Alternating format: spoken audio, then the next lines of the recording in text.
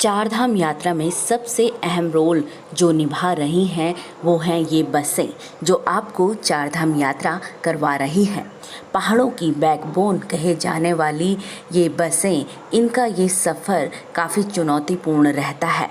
आइए उत्तराखंड टाइम्स के माध्यम से आपको दिखाते हैं कि रोडवेज किस तरह से काम कर रहा है और किस तरह से अपने यात्रियों को ये चारधाम यात्रा करवा रहा है।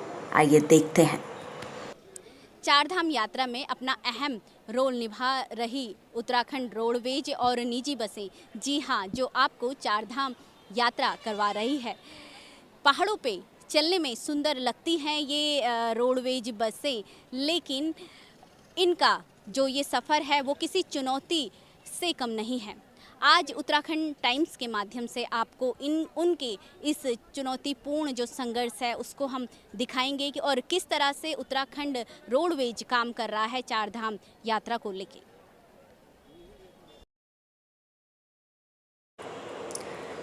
चारधाम यात्रा में इस बार 80 से 85 रोडवेज की बसें हैं और अन्य निजी बसें हैं। रोडवेज बसें जो आपको यात्रा करवा रही हैं उनके बारे में ARM परवीन भारती ने बताया कि यात्रा के बाद इन बसों को वर्कशॉप भेजा जाता है, जहां इनका अच्छे से मेंटेनेंस करने के बाद, चेक करने के बाद दोबारा से इनको चारधाम यात्रा के लिए भेज देते हैं।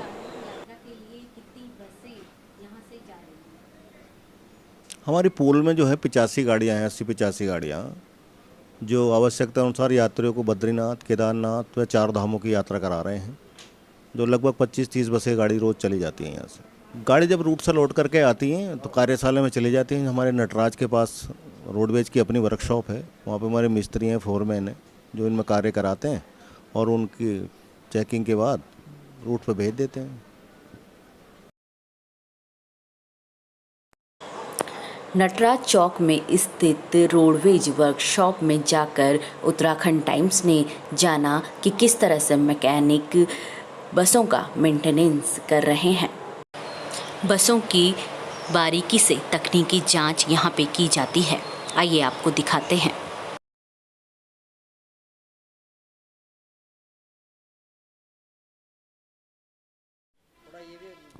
चारधाम यात्रा को जो बसें जारी है, हम देखने आए हैं रोडवेज, उत्तराखंड रोडवेज की जो वर्कशॉप है वहाँ पे किस तरह से गाड़ी का मेंटेनेंस होता है। आपको भी दिखाते हैं कि ये गाड़ी जो चारधाम यात्रा से आई है और ये डक पे खड़ी है। आइए आपको यहाँ दिखाते हैं कि किस तरह से आके मैकेनिक यहाँ इस डक से पूरी गाड़ी की जाँच करते हैं। जैसे ये टायर है, यहाँ से पता चलता है कि ये टायर पंचर है, क्या इसमें दिक्कत है, कैसे आप पता करते हैं? ये सब चीज़ नज़रों से देखे देती है। ये नट बोल्ट वगैरह घुमा के हथौड़ी से मार के ऊपर से ड्राइवर स्टीयरिंग घुमाता है, उससे सारी चाल पता चल जाती है और उसके बाद कोई भी फॉल्ट होगा तो पता चल जाएगा। और ऐसे ही पीछे तक जाना पड़ता है।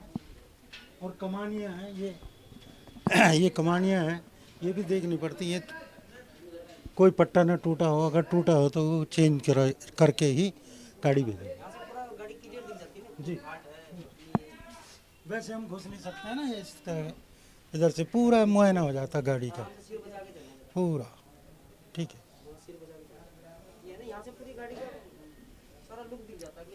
किस तरह से आप गाड़ी को चेक करते हैं इस डग पे?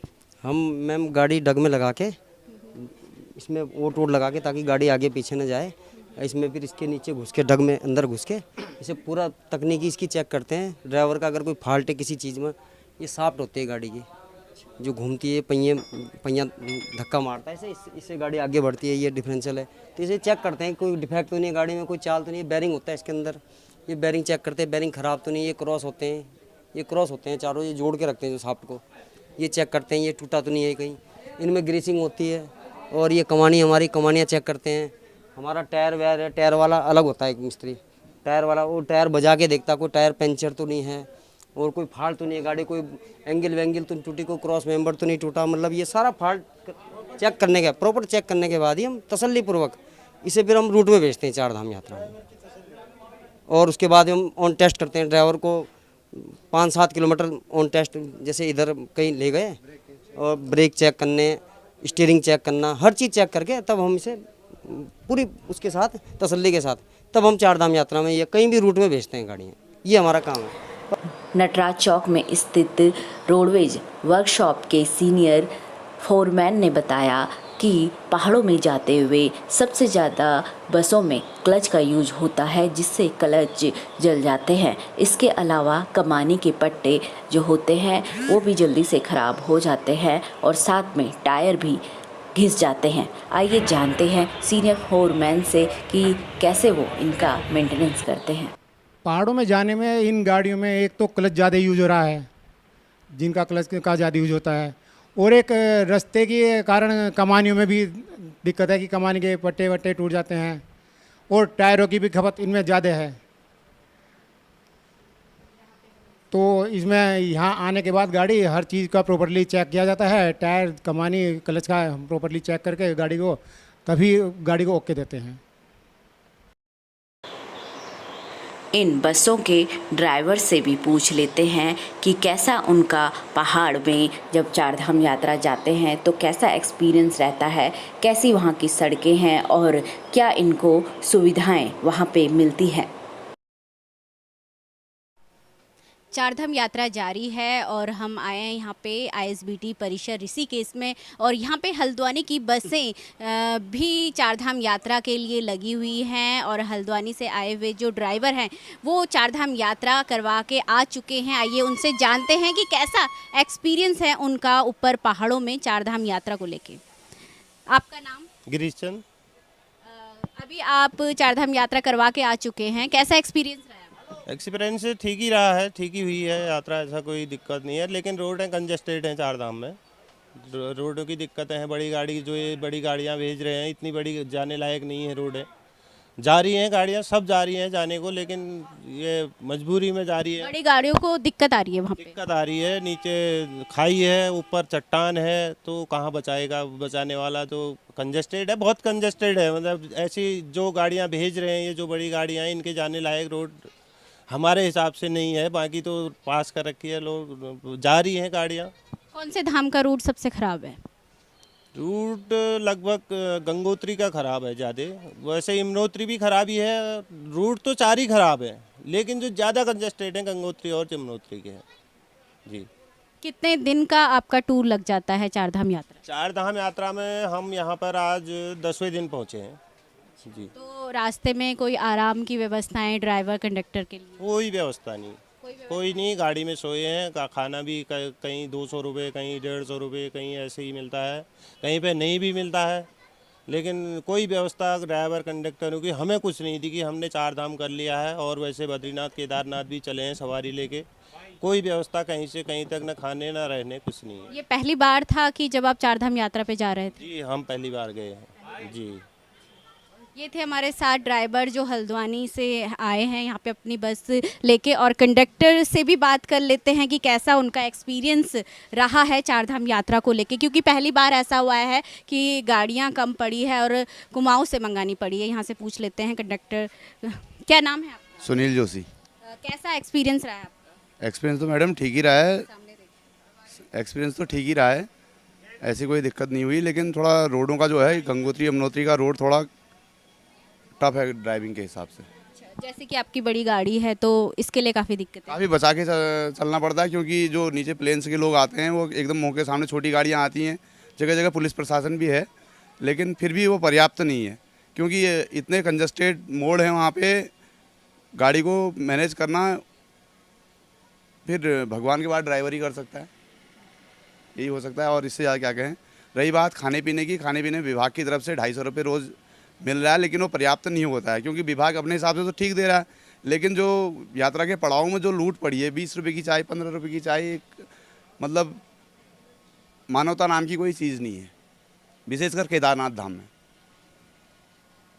ये थे हमारे साथ हल्द्वानी के ड्राइवर और कंडक्टर। जैसे ये बसें पहाड़ों में चलने में बड़ी सुंदर दिखाई देती है, लेकिन जो ये रोडवेज है, उत्तराखंड रोडवेज है, उसके लिए ये चुनौती काफ़ी है। सड़कें सही नहीं हैं, काफ़ी घुमावदार है, और जैसे निजी बसें या निजी जो वाहन जा रहे हैं जिनको प्लेन्स में चलाने की आदत है, निजी वाहनों को वो पहाड़ों में ढंग से नहीं चला पा रहे हैं। चार धाम यात्रा के दौरान बहुत कम रेस्ट मिल पाता है ड्राइवर्स को, जिस वजह से दुर्घटना होने की संभावना रहती है। चार धाम यात्रा के दौरान ड्राइवर कंडक्टरों को आराम नहीं मिल पाता है। सिर्फ शुरू के दिन जब एक नाइट रुकते हैं तभी आराम मिल पाता है। बाकी और 9 दिन जो होते हैं उनमें 2-2, 3-3 घंटे का ही रेस्ट मिल पाता है। पूरे 24 घंटे में 2 या 3 घंटे का रेस्ट मिलता है, और वो भी तब जब यात्री ही खुद रुकने के लिए कहेंगे कि भाई खाना वाना बनाएंगे और रुक जाते हैं। तब तक खाना वाना बनता है, वो ही रेस्ट समझो आप। उसमें खाना है, उसमें ही आराम करना है, और उसके बाद आधे घंटे बाद फिर चल देना है। तब जाके 10 दिन में यात्रा पूरी होती है। उत्तराखंड टाइम्स ने अपर आयुक्त गढ़वाल मंडल नरेंद्र सिंह कुरियाल से भी इस बात की चर्चा की कि किस तरह से ड्राइवर्स और गाड़ी का ध्यान रखना चाहिए कि बसों की दुर्घटनाएं होने से बचाया जा सके। बस दुर्घटना, हाँ, उस संबंध में ये है कि जो भी ड्राइवर है थोड़ा वो रेस्ट ले लें। कभी कभार क्या होता है कि लंबी जर्नी से आते हैं, उनको रात में रेस्ट नहीं मिल पाता है, तो रेस्ट न मिलने के कारण ये भी हो सकता है। दूसरा जो टेक्निकल जांच है गाड़ी की, वो सही दशा में हो कि गाड़ी जो है हर महीने मतलब दिन भर गाड़ी दौड़ रही है, अगर उसको टेक्निकल कोई फॉल्ट हो फला हो तो उसको हमारे यहाँ पर ERTO को कह दिया गया है कि उसकी जो है तकनीकी रूप से गाड़ी की जो है चलने से पहले जांच करा लें, ताकि रास्ते में यात्रियों को कोई दिक्कत न हो। चार धाम यात्रा को सफल बनाने में अपना अहम रोल निभा रही ये रोडवेज की बसें का चार धाम यात्रा के दौरान चुनौतीपूर्ण सफ़र तो है ही, लेकिन ये सफ़र उनको साल में एक बार सेवा का मौका भी दे रहा है।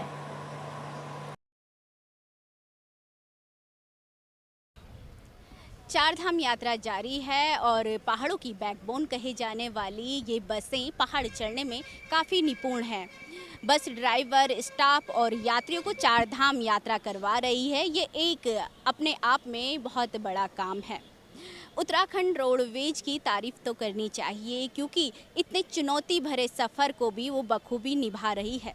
चार धाम यात्रा साल में एक बार आती है और अपनी ड्यूटी के साथ साथ एक सेवा का मौका भी उत्तराखंड परिवहन को यह देती है। चुनौती तो है, लेकिन चुनौती के साथ साथ सेवा का मौका भी उत्तराखंड रोडवेज को मिल रहा है। ISBT से रेखा भंडारी, उत्तराखंड टाइम्स।